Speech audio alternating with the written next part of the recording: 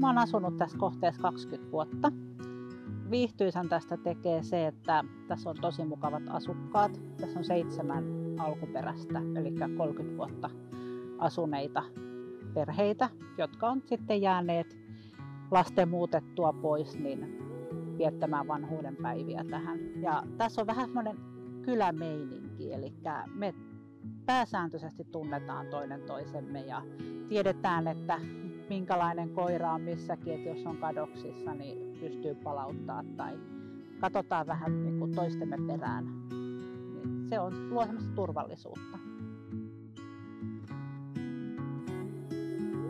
Hyvä naapuruus on sellainen, että moikataan kun nähdään. Sä voit mennä soittaa ovikelloa, kysyä jotain vaikka lainaksi tai näin. Ollaan niinku kavereita.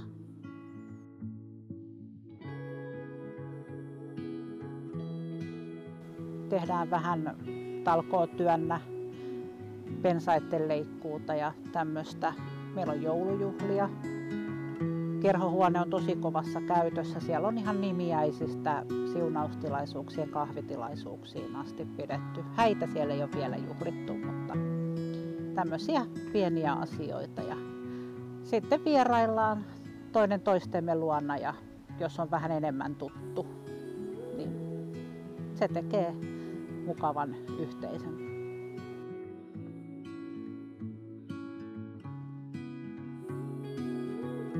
Kyllähän se tuntuu tosi hyvältä, että kun on näinkin kauan kuin minä tehnyt tätä asukkaiden hyväksi tekemään työtä, mutta kyllä se yllätti.